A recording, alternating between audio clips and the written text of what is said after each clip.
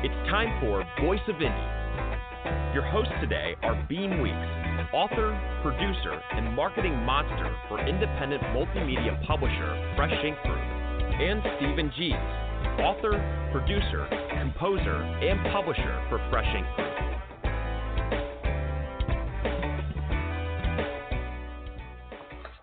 And welcome to Voice of Indie, show number 23, and Happy New Year's to everybody. This is show number 1 for 2020, and I am your host, Beem Weeks, and with me, as always, Mr. Stephen Gies. Happy New Year, Stephen. Happy New Year back at you. It's starting out to be a very interesting and exciting year, but then don't most of them start that way anyway. Yes, want to remind our listeners, call in. Call in, people. We want to hear from you. Ask questions, make comments, read us a line from your favorite poem, whatever. 516-453-9902. Write this down. 516-453-9902. Call in. Let us hear from you. And guess what? You can even join in on Twitter if you don't want to call in. All you do is go to Twitter and in your comment, put the hashtag Fresh Ink Group. Once again, hashtag Fresh Ink Group, and we will see your tweet. Want to remind people, too, that once these shows are concluded, we put them in our archive. Our main place is YouTube. We have a YouTube channel. Just go over there and search Fresh Ink Group, and you will find all of our previous podcasts, plus our trailers and some other things, too.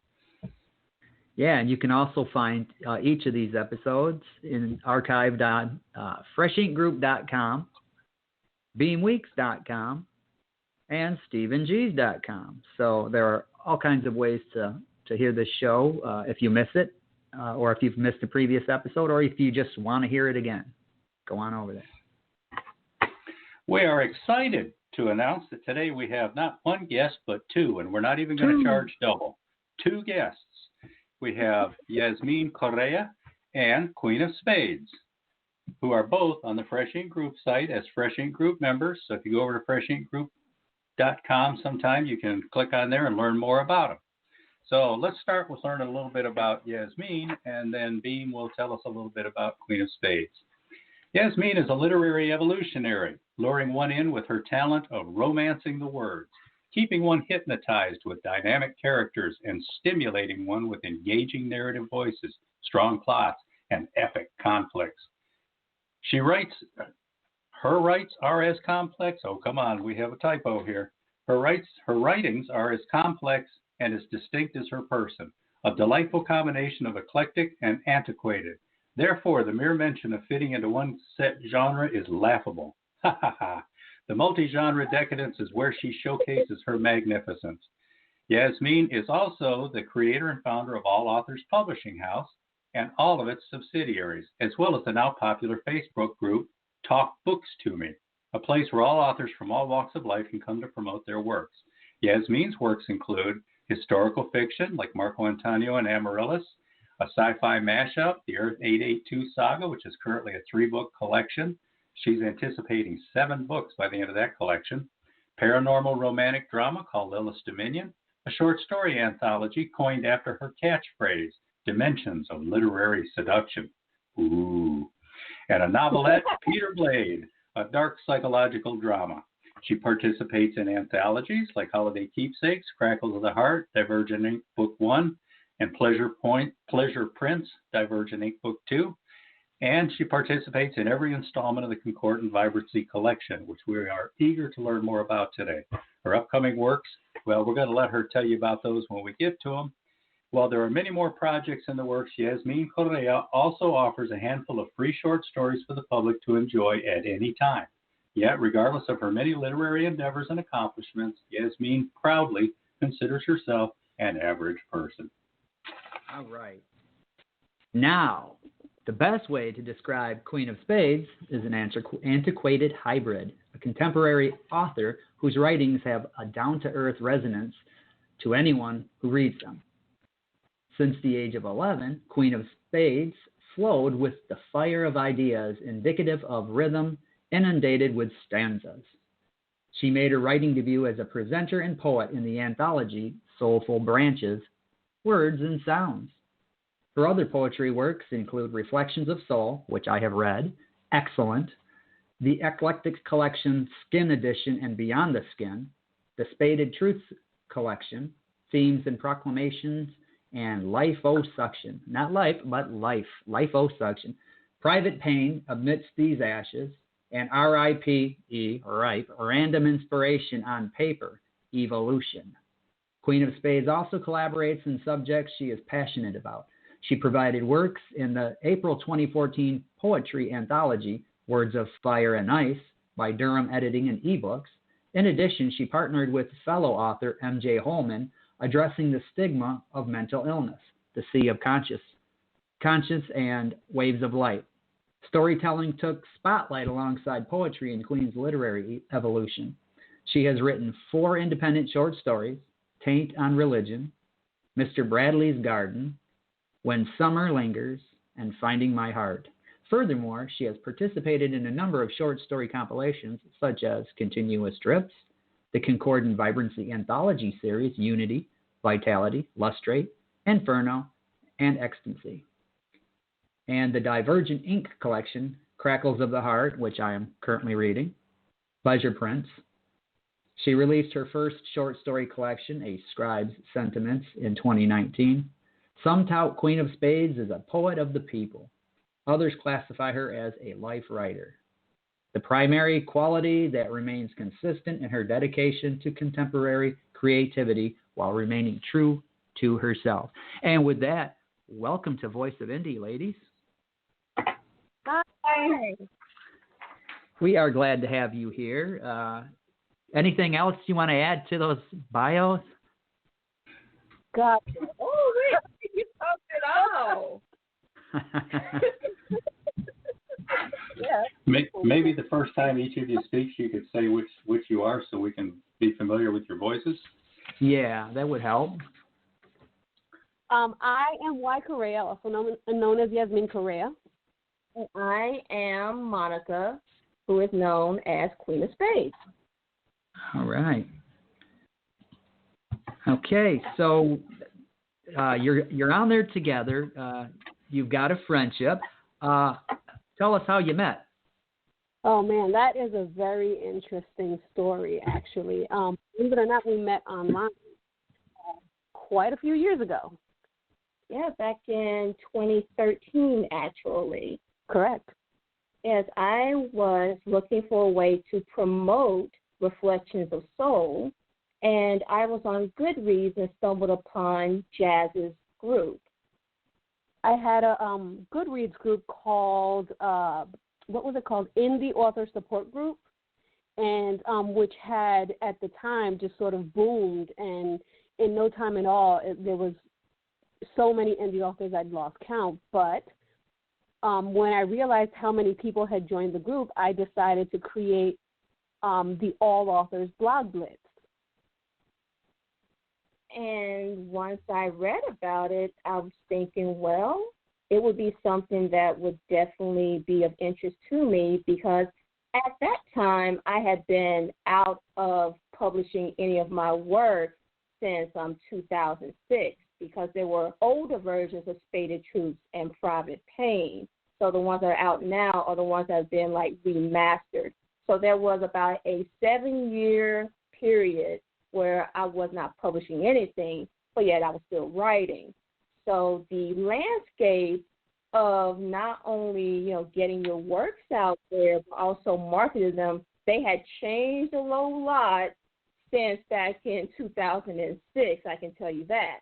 And so Jazz was a great guide into helping me get my work out there. And so Reflections of Soul was featured during the All Authors Blog Blitz. And over that time, we kept communicating with each other. And our mindset on writing and where we wanted to see spotlight, particularly with indie authors, we were on the same page with that.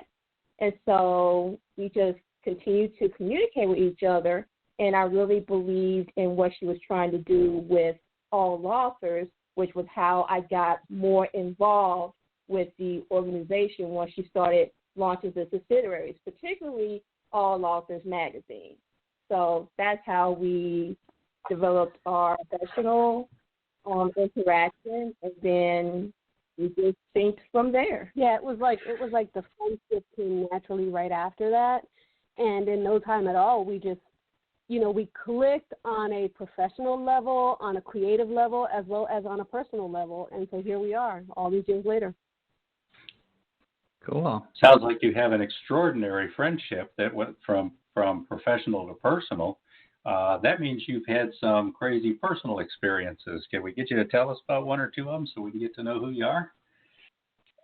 Personal experiences. Yeah. Crazy situations you wound up in together, or things that didn't work out when the cameras showed up and announced, oh, here we are.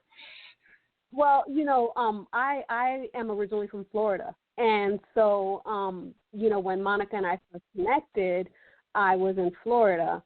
And several years after, talking every single day, 4 or 5 times a day, I decided I needed to make a move from Florida. Things were getting a little hairy over there. And, I spoke to Monica about it, and she's like, hey, why don't you just come up here? Now, mind you, we'd never met in person a day before that. So I said, okay, and I packed everything. I hopped on a plane with my son, and I came up here. And that the first time we saw each other was the first time we met in person that day, and I was making the move. Yeah, because originally I had planned to meet Jazz because at one point you were living in New York. In Dunkirk, right? Yeah, because I was planning on, making a trip to visit you. Mm-hmm. And then by the time I had planned to do that, you had took your happy behind down to Florida. So I'm like, how is that going to work? But I guess maybe, fate had its way, and right, we ended up meeting each other anyway. And then consequently, years later, after sort of, I guess people, when they got to know me, they got to know Monica, and the same thing vice versa. And for a long time, people thought that we were one and the same, that we were just pen names for one another. That's great. Now, you've mentioned meeting around 2013. That's actually when I kind of met the two of you as well, right? 2013, 2014, somewhere in that area. That's correct.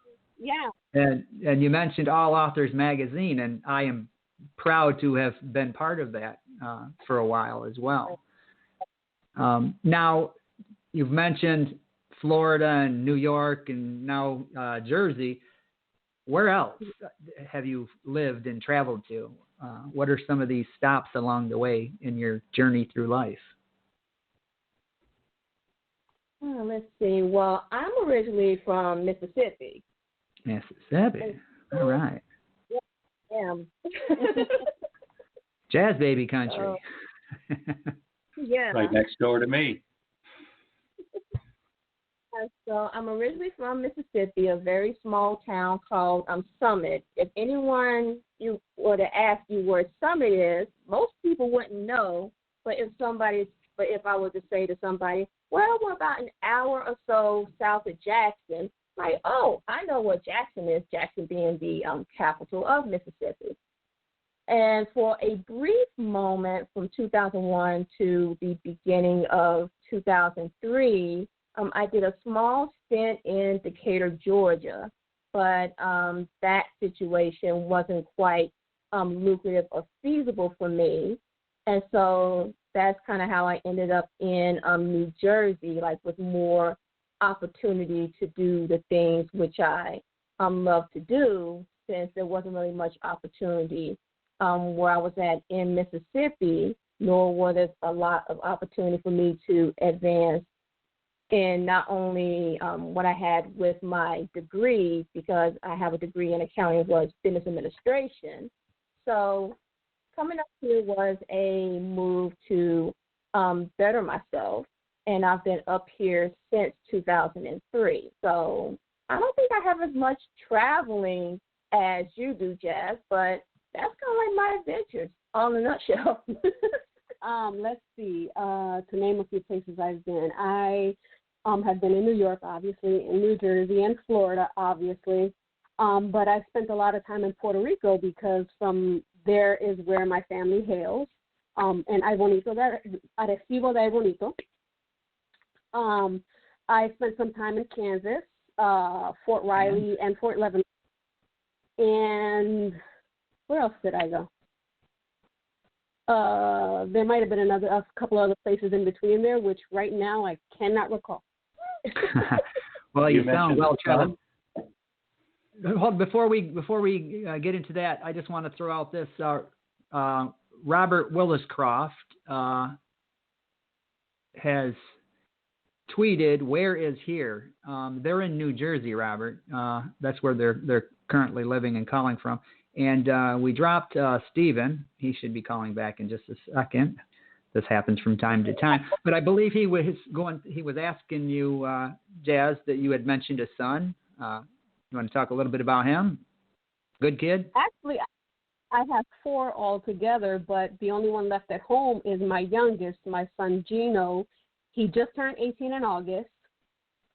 He is special needs. He is moderate functioning autistic. He has ADD, and he's also legally blind. And he is the light of my life.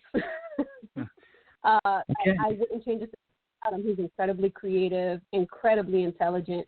He loves to draw. He actually also loves to write, and he's creating his own comic book. Ooh, cool. Mm-hmm. He might be interested in our guest next week, who writes and publishes comic books. Yeah. He's in New York, isn't he? He's in the Bronx, yes. The Bronx, yeah, okay.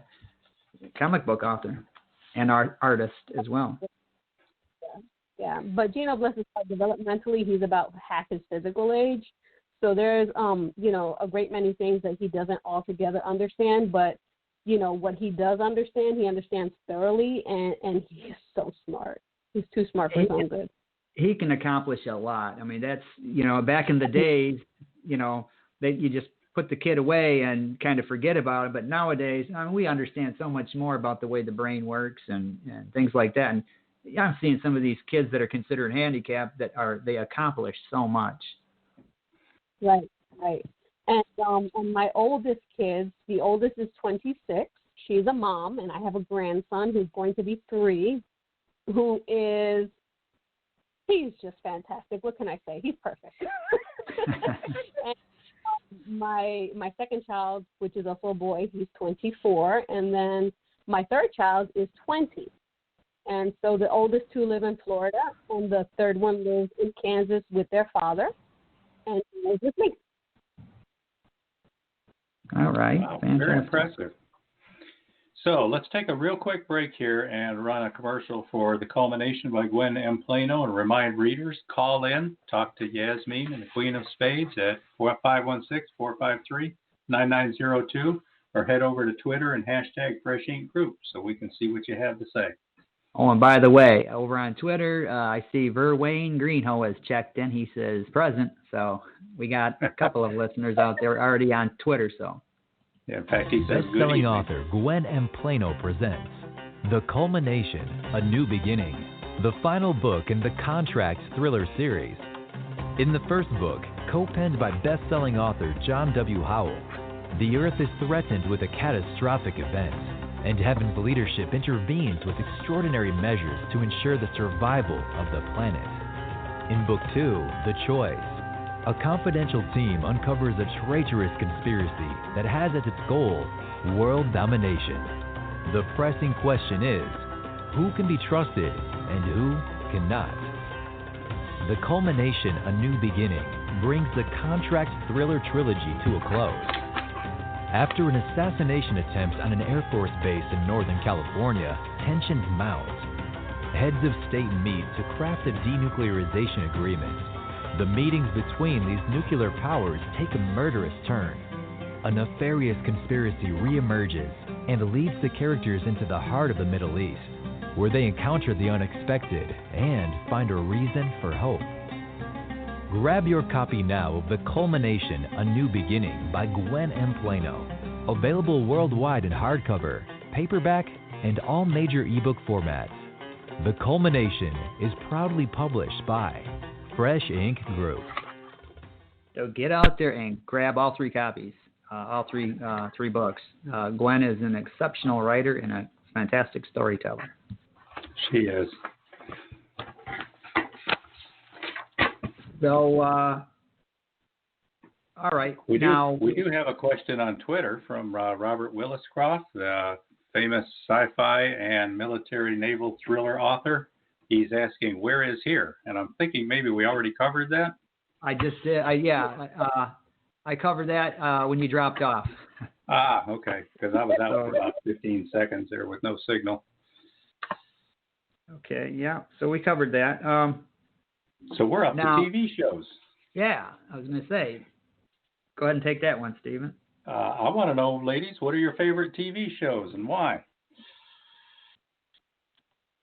I don't know that Monica has any particular favorite TV shows, with the exception of like wrestling. She loves her wrestling. Personally, I'm a huge Doctor Who fan. I am the embodiment of what is known as a Whovian, and highly proud of it. I've never actually watched that show, and it's been around forever. It has. It's been around since the 1960s. It's a fantastic show. It's but you know, as a sci-fi writer, which is one of my favorite genres to write, I feel like it just really hits home for me, and it has all the perfect elements of sci-fi, with a good level of reality. You know, because you find a lot of like what's it called? Like modern day plights and things of that nature that happen within the show, and the Doctor addresses, and at the same time he or she saves the universe. I mean, it's spectacular. What's not to like? I've still never seen one either. I would see, Stephen, you being the sci-fi guy, I figured you'd have, at least dipped your toe in there just to see what it was about. Boy, you would think. But my toes have been really busy lately. I'm telling you. Okay, so I know there's like the old Doctor Who versus the new Doctor Who. Now this was continuously running though, right? Since 1960? It was from the 1960s to the late 1980s, straight through. And so what the Doctor is he's an alien. Well, currently he is a she, but he's an alien with endless regenerative. Did I say that right? Regenerative. What kind of a writer am I? Can't get words right. Ability. So every time he dies, he regenerates and comes back as a brand new person. And so the show was running ceaselessly since the 1960s to the 1980s, and then at the 1980s, it stopped running because people weren't watching the show as much. But in the 1990s, they tried to bring the Doctor back in the form of a movie, thus the Doctor Who movie. And that was a flop at the time. Now it's a classic. And then it came back in the early 2000s, so I believe it was 2006, when the new Who aired for the first time with Christopher Eccleston playing the Doctor. And it's been running straight through since. And the current incarnation of the Doctor is a female, which in the show's history is the first time. So it's pretty exciting stuff. Okay, so do you prefer the old or the new? Oh, God, I love them all. I mean, the old was a lot more, it wasn't as comedic as the new version. So I do have a soft spot for the comedic aspect of the new variation of the show.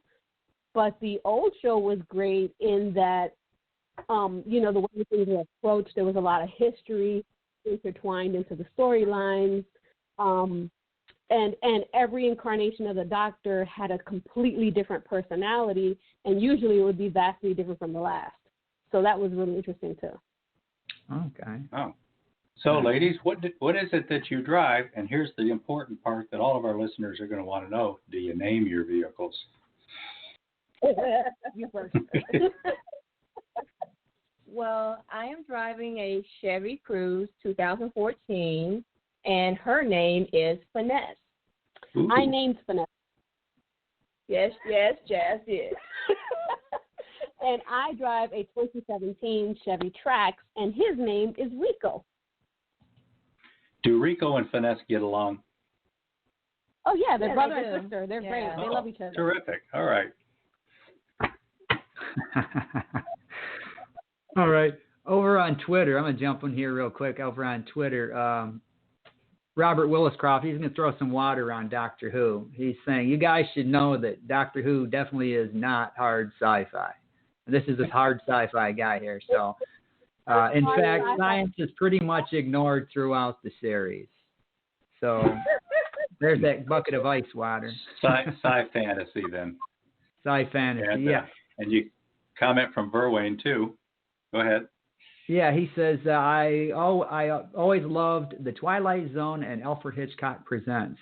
Me too, Verwain, especially The Twilight Zone. There's some classic episodes there. But you got to add Night Gallery to that list. Oh, and Night Gallery. I still watch that. It's on one of the channels here on Saturday afternoon. I love Night Gallery. 5 or 6 episodes in a row, and I've seen them all probably 10, 15 times. Now, Totally different, but that just brought to mind Tales of the Crypt. Remember Oh, Tales yeah. of the Crypt? Tales from the Crypt. Oh, I love that. Yeah, the Crypt Keeper. Boys and girls. Yeah, that was was a great show back in the 80s, even into the 90s. That skeleton lady man. Yeah, thing, well. that was incredible, and it was fantastic. So which one of you is the chef? Okay, well, Jazz, you're the chef, and I'm the baker. So that's true. Yeah. Monica is a phenomenal baker, and I'm not an actual chef. I never went to Culinary Institute or anything of the sort. But Doesn't mean you're not a chef. I'm sorry? Yeah. I say it doesn't mean you're not a chef. You can be a writer without a degree too. Yeah. That's true. Yeah, But and I I've do seen the love- pictures on Instagram, so that looks like a menu to me. I'm waiting for that button that I can push saying send that over. Did you see what I made yesterday? I will so check proud that of out what right now. So's chicken. I made General Tso's chicken, Ooh. and it was delicious. Ooh. I had some Sunday. I need Mhm. Instagram to add a scratch and sniff thing so that I can get a whiff of these things. But yeah, I do love to cook. For me, cooking is part art, part science, and part love. So being from a Latino family, but I don't think it's exclusively Latino. I think it is very universal. Yes. A lot of cultures show love through food. And, being from a huge Latino family, they always wanted to shove a plate of rice and beans down your throat whenever you visited somebody's house. And so, I've been dabbling in the kitchen since, I was knee-high to a cricket. I can't remember a time in my life when I was not in the kitchen. So cooking was probably my first love. And it remains so to this day, but I see it differently. I don't just see it as love anymore or solely within those brackets. I see it as love, as art, and as science, which I love. Yeah, that's Well said. I think it's each of those things if it's done right. But yeah, I mean it's each of those things. So you're writers. But what do you like to read when you're not writing? What are some of your favorite books, genres? Well, my favorite genre is horror, but I read all different types of books. What I am currently reading is Strange Highway by, who could that be by? I have no idea. Well, hallelujah. Yeah, so I'm currently reading that, even though Jazz Baby really holds a special place in my heart. Agreed. because when I read it, I really felt as if he was very aware of the ambiance of the South during that time, and I just really felt like I could see the experience as I was reading the novel. So oh yeah, absolutely. Jazz Baby totally sucked me in. You know, and I'm not from Mississippi, and I know absolutely nothing about Mississippi, but the way the story is written was, you know, it just totally enthralled me. I loved it. Well, thank you. You're welcome. Currently, I am not wow, reading they can anything. come back every week. Yeah. Well, maybe we can just record that, and I'll play that as a commercial. Yeah. For me, I'm currently not reading anything. I know that's terrible. I just been, you know, way over my head with things that I've been doing. But when reading, you know, I run the gambit. I kind of like everything. I like everything a little bit. So it really depends on my mood. I'll pick a book contingent on my mood for that time. So if I'm feeling a little, you know, like I want to experience a little horror, I'll pick up a horror book, and, you know, it can be very many people. One author that I really like is A. Lopez Jr. He's a friend, but he's also a great horror author. And I like historical fiction, and another author that I really love is Douglas Boren, who he can take historical fiction and make you feel like you're inside that book. He's fantastic. So, yeah, so those are among my favorites. Yeah, I'm familiar with Douglas. Yeah, he's an excellent writer. Yeah. So can you tell us about the review board and how you met Beem? Oh, let's see. Wow. Well, the review board, I came up with the idea because there was not a lot of places that were willing to review like all genres, because there's some places like, well, we don't want to touch erotica, we don't want to touch, you know, like nonfiction, we don't want to touch poetry. And so I wanted to create an organization that was willing to like review it, you know, all. And so at first it was just me and Jazz, and then along the way we had recruited, you know, a few more people. So authors could submit their work, and then we would review it, and then we would like post our opinion on it. And that is how we got a hold of Jazz Baby and able to review it. Things in my life got pretty busy, so the review board is no longer in action. But leisurely, I do like to read books, and I do like to review them from time to time. Yeah, that's definitely something we still do is, you know, but it's more on a leisurely basis, so it feels less like a job than it used to, because, you know, there was a time with the review board where we got so bombarded, you know, we were reading three, 4 books in a week. So, yeah, it was pretty insane, and it started to feel more like a job. And when you love something, the last thing you want it to do is feel like a job. Oh, I hear you. It's the same way with writing. Today. Yeah, it's the same way with writing. I don't ever want to get to that point where I feel like, oh, I have to write.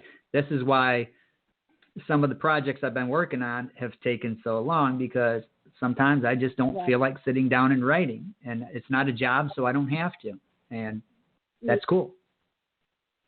Exactly. We do have a comment on Twitter from Robert G. Williscroft again. He said, not attending a culinary institute means that you are not compelled to put food on a plate in some kind of crazy arrangement. Yeah. Yeah, what you call plating, and drawing the little silly things next to the food and making things stand up and balance. Yeah. So let's roll another commercial here and then get back and start talking seriously about these ladies' books. How about Comes This Time to Float? All righty. Prepare to think as you explore these 19 short stories by author, composer, and producer Stephen Gies. Avoiding any single genre, this collection showcases Gies' storytelling from literary to Southern Gothic to coming of age, allegory, humor, and even fantasy, all finessed to say something about who we are and what we seek. Some of these tales have been passed around for years, others so virgin they have never known the seductive gaze of a reader's eyes. Now, you can go digital, Kindle, Nook, Kobo, iTunes, Google Play, and more, or you can keep it soft with a paperback to whip out in mixed company. Or you can really show off, be the envy of your crowd with a dust-jacketed hardcover. Fresh Ink Group is where it's coming from. Amazon and the rest are where it's at. Just point and click, and you too can feel the electric surge of the latest from Stephen Gies. So when life's currents get to pulling too hard, don't fight it. Just open the book and discover 19 new ways of going with the flow. Because now, more than ever, comes this time to float.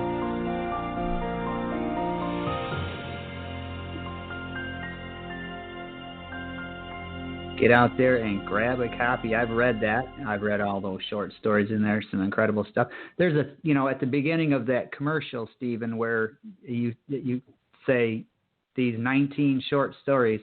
Every time I hear that, I think of History of the World Part 1, when Mel Brooks comes out holding the 3 stone tablets as Moses, and he says, the Lord thy God gives you these 15. Then he drops one.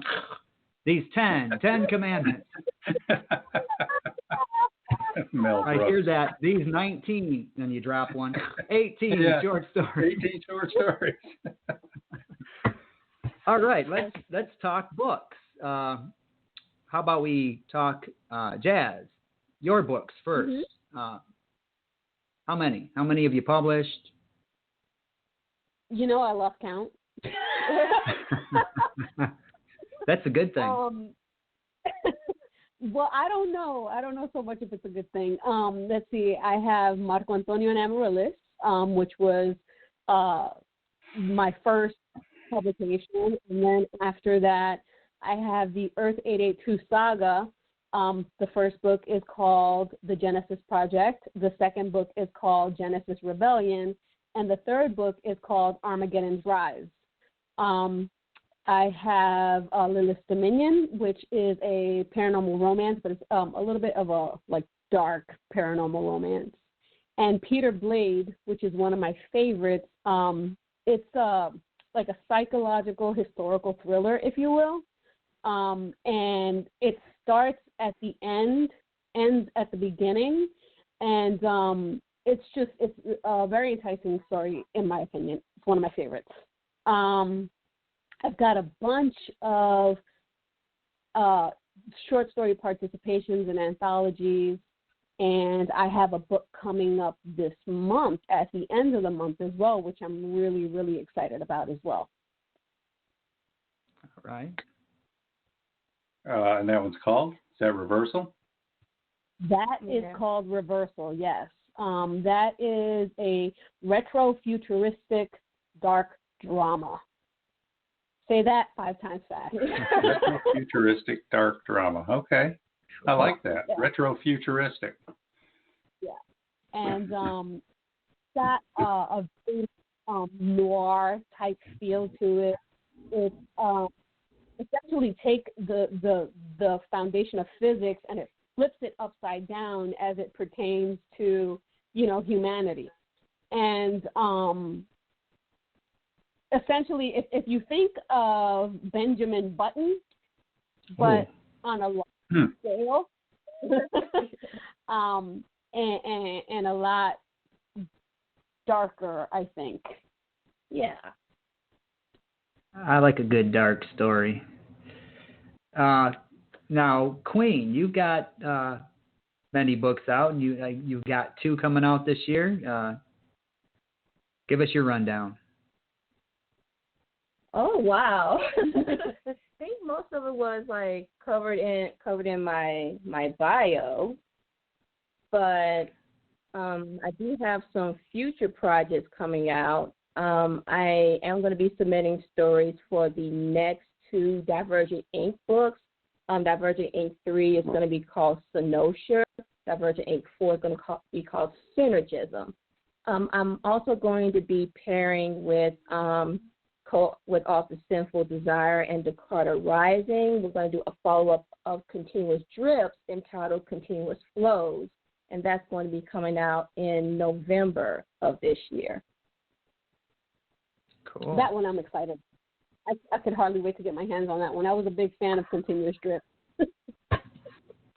Yeah, November's still away, but Jazz, the one of yours that's coming out this month, is that already available at places like Amazon for pre-order, or do you have a date when people can start looking for it? It will be available probably around the 21st. For pre-order, probably around the 15th, but the official release date is 01/21/21. Oh, Cool. okay. Yeah. 1/21. Could wait till month 21, huh? Uh-huh. Well, that brings us to concordance vibrancy, which I'm not nearly as familiar with as Beem, because Beem is in at least one of them. Actually, 4 of them. 4 of them. That's what I meant by at least one. So the 5th one is about to come out now, the 5th and final one. Why don't you tell us what this series is about, ladies? Concordant Vibrancy series is it's sort of a coming together of various authors from various ways of life with various storytelling techniques.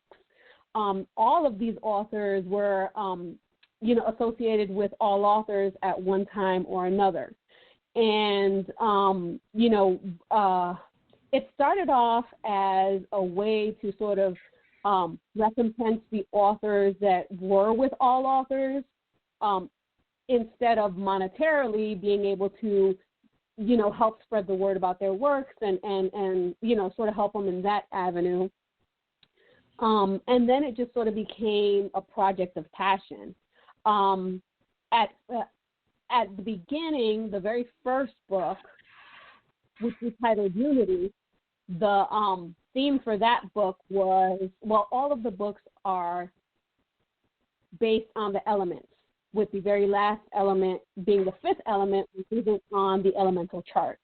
But the very first one, Unity, is earth, and then Vitality is wind, Lustrate is water, and Inferno is fire. And the one that's coming out, Ecstasy, is spirit. I'll let Monica tell you more. Well, I think you pretty much covered it, Jazz, because with the questions that kind of went along with the themes, but you were the one that actually put the elemental aspect of it. So really it was a fusion of the two. Absolutely. But it all started off from a dream that Monica had, which is a very interesting story. But I actually have that on our website, so if people want to find out more about it, they can go to www.concordantvibrancy.com to find out the origins as well as information about each book. Yeah, and they're all listed there. Every book has its own page, and you'll get a very good feel of what each element encompasses and what stories everyone, provided. And the stories run the gambit, from essays to comedies and everything in between. And, I'm just really proud of that whole collection. Yeah. This is a lot of 5 books worth. That's a lot of authors and a lot of contributions. I kind of hate to put you on the spot, but can you? Where'd you go, Stephen? In most of the books, the authors were reoccurring because it was limited to just the people that had networked with all authors for, at one time or another. So Beem obviously is one of those authors, Queen and I, and then there's Carol Casada, Sea Desert Rose, Adonis Man, Sinful Desire, Dakota Rising, and Adonis Man. Who else was in it? Nicola McDonough, Harmony Kent, D. John Watson. Yeah, he was in one. one or two of them. Yeah. Two of them. Yeah. And A. Lopez Jr. Yeah. Who else? Am I missing someone? I feel like I'm missing someone, but I might be wrong. I could be wrong. Okay. I think Are you there, Stephen? Yes, I am. I just came back. Okay. Well, you didn't drop off. It's just your voice that did it cut off, but you were still showing here on the screen. Now, the thing I found interesting about each of the ones that I contributed to is the theme and the question and everything that goes around with it, because it's like, okay, here is something. Take this and write a story around it, create characters around it, create worlds around it. And that to me was, it was so much fun, and it was, as a writer, it was a great exercise in stretching my abilities, and each writer that contributed to it, they all had their own take, which is phenomenal. The collection of writers there they are incredible. Yeah, and every story seemed to correlate with a word. And usually it was Monica that put the words to the story. She's really good at that, by the way. And but it was fantastic because everyone's interpretation, like Beem said, was different, and in so being had a specific word that you could associate with it that was sort of the definition of the story. And then, every author prior to the story, there's a little explanation of what they thought that their answer would be to the theme question and how that interpreted into the story that they wrote.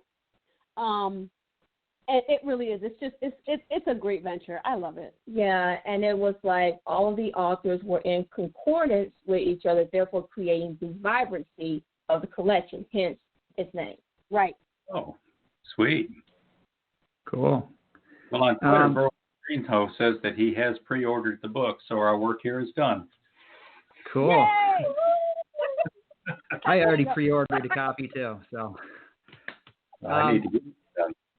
Now, we have a blog tour supporting this. Tell us a little bit about the blog tour. Tour is each author that's in the collection, they have a day to talk about, like their stories as well as which concordant vibrancy books they participated in, as well as share an excerpt of their story. But the first day was dedicated to like the origins and debuting the Concordant Vibrancy website.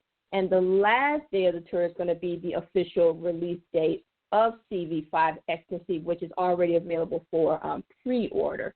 So I think today it was actually Beem's day to talk about adaptation and his story. Right. So the authors are featured in order in which they were in the book. Right. And Beem's story in Concordant Vibrancy 5 Ecstasy is called 5 Minutes, which, by the way, I'm not saying this, Beem, because, you're on the show, but, like, for real, I love the story. Yeah. Well, I didn't know how, I was like, I don't know about this, hopefully if they don't like it, they'll give me some feedback. And I didn't hear anything, so I didn't know which way that was going to go. But, well, thank you. And if listeners... Very right, I don't like, so... listeners, you can go and find this on my blog.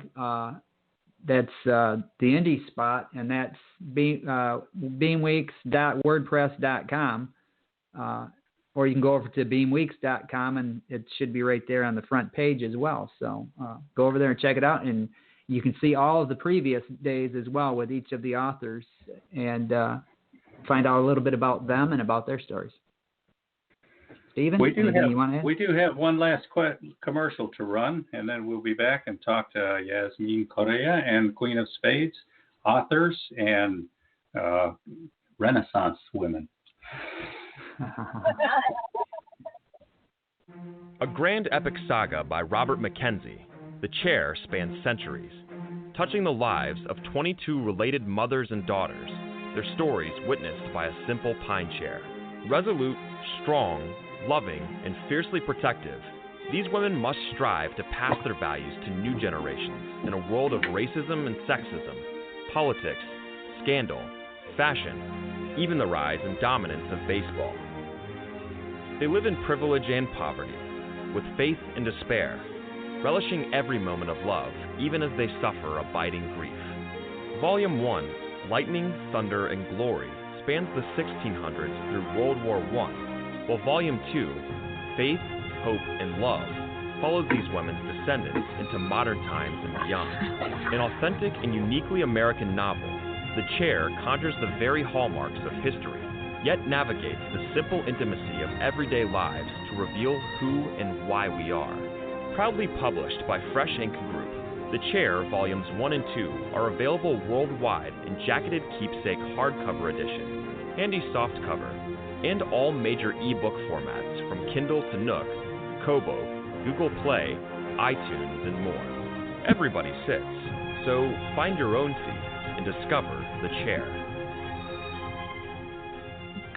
Yeah, The Chair. Robert McKenzie. He's a fine author. He's a fun guest to have on. We had him on the show, and he's called in a few times as well. Just a really interesting guy, and he's a marketing machine out there in social media. So go out and check him out. Robert McKenzie's The Chair. Now, ladies, we're down to a few minutes left. We've talked about like Doctor Who, TV, and all that. What are some of your favorite movies that you've seen that really maybe resonated with you, maybe inspired you? Anything that comes to mind? Yeah, there's a lot. I would have to say that my personal top 3 favorite movies are to date and will probably always be What Dreams May Come is the first one. It's on my list. Yeah, the second one is Cloud Atlas, and the third one is His Wife. What was the third one? All of, by the way. Yeah, what was that third one? The third one is Time Traveler's Wife. Oh, okay. Oh, yeah, I like that a lot too. Yeah, Cloud Atlas was a little kind of hard to follow sometimes, but yeah, What Dreams May Come, that's one of my all-time favorites, especially since they changed the ending from the book and made the movie a better ending rather than the book's ending. Yeah. It was good. Okay. Yeah, I really like the whole thing. I'm not sure how I feel about this new Matrix that's about to come out. I thought it was pretty sweet with it being just Yeah, I like the Matrix series. That was a good one. Yeah, we're actually putting together ideas for a show where we will discuss our top 10, 15, or 20 favorite movies and invite the audience in to share some of theirs as well. So that's somewhere down the road.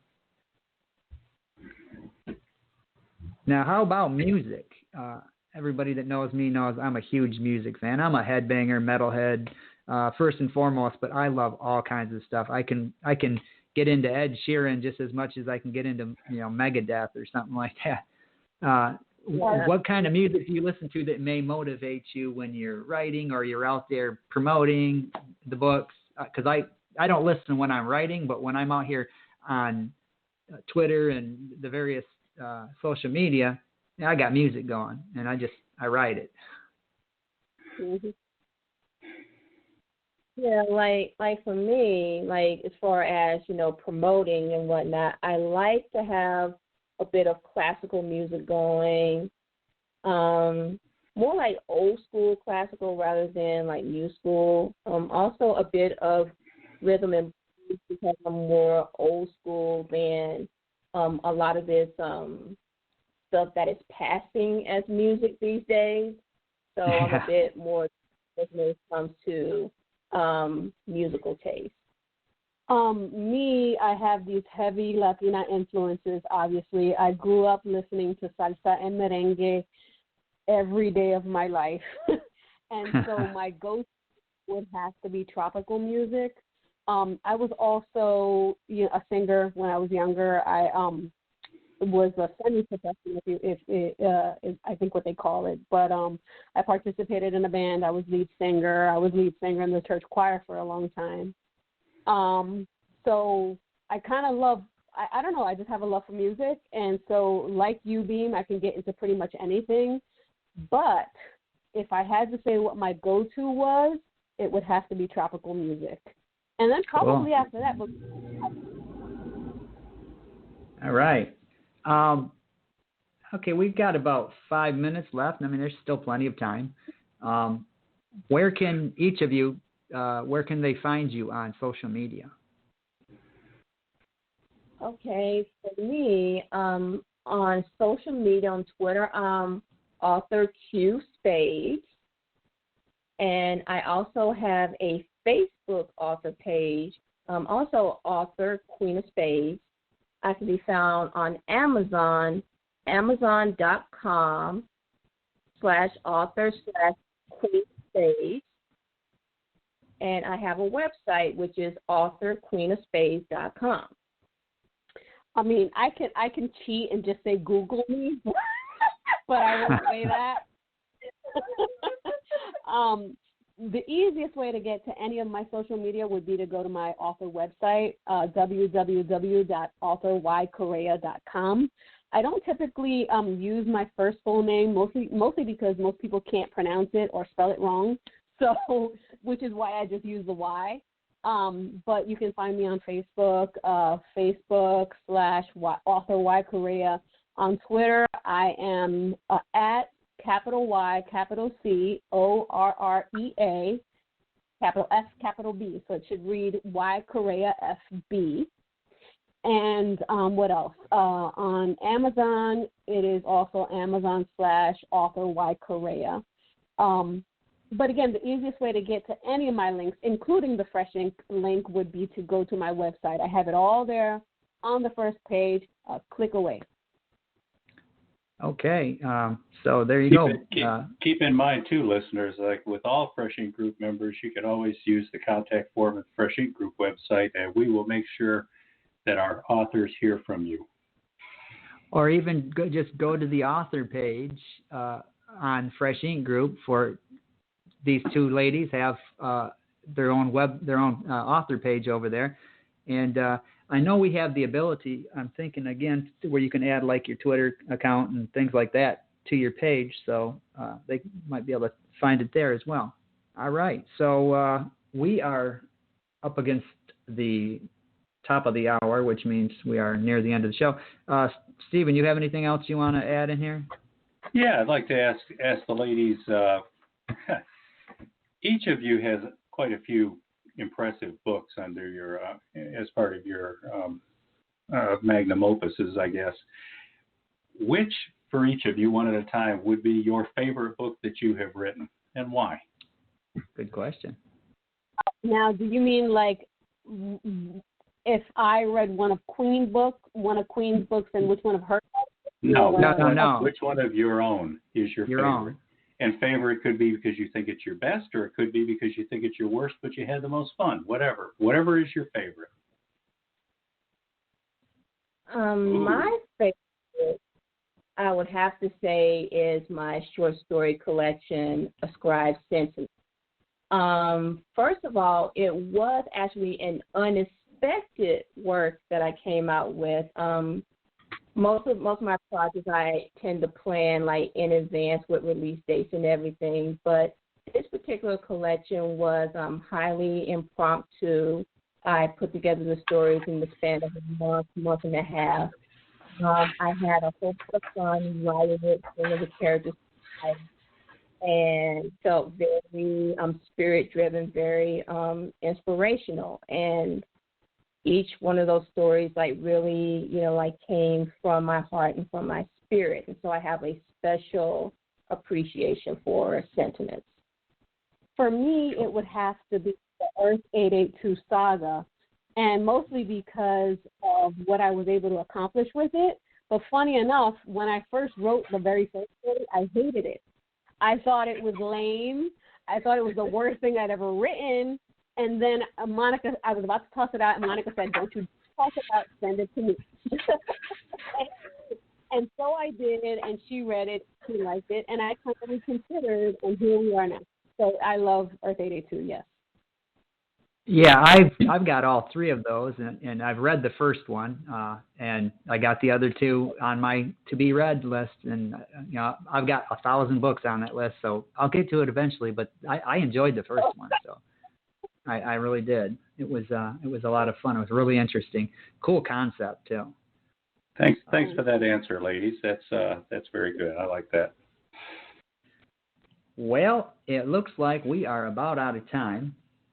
So I want to say thank you to Queen of Spades and Correa for taking time out of your evening tonight and chatting with us and letting our audience get to know you a little bit better. Thank you, guys. It was a lot of fun. Now, listeners, remember you can find these ladies over at freshinkgroup.com on our members page. And remember, if you missed any of our shows or you want to listen to them again, these shows are archived, including this one. This one will be up in the archive either later tonight or tomorrow. And go to the YouTube channel and type in Fresh Ink Group, and it'll be up there. Or you can go to freshinkgroup.com, beamweeks.com, stephengs.com. It's everywhere. Now, when you go to the Fresh Ink Group channel on YouTube, remember, we've got, I think, approximately 55 or 60 book trailers over there, too, that we've put a lot of time and effort into. They're 3D animated with voiceovers and music, and who knows, we might even achieve that scratch and sniff one of these days. But Fresh Ink Group channel on YouTube. And we are also on various social medias. You can find us on Twitter at Fresh Ink Group, and on Facebook at Fresh Ink Group LLC, and on Instagram that we got two Instagrams at Fresh Ink Group and at FIG Publishing. So we got those. Who do we got next week? Our guest is going to be Louis M. Cruz. He is a handicapped author, artist, publisher who works with his mouth in order to write and to draw. And he not only does young adult chapter books, but he produces comic books, very impressive comic books. And especially for those of you who are interested in the comic industry and writing for comics, Louis will have a lot to tell us next week. So we look forward to having him on. Okay, that about does it for this week. Ladies, once again, thank you so very much for joining us. Thanks, ladies. Thank you for having us. And listeners, Robert G. Williscroft and Verwayne Greenhoe over on Twitter, thank you for your comments and thank you, and tuning in. And everybody else, thank you for tuning in. Enjoy the rest of your night, and we will see you again next week. Bye, everybody.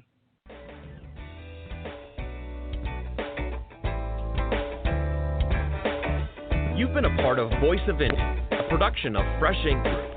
Spread the word, support our guests, then find us at freshinkgroup.com and be sure to hashtag Fresh Ink Group.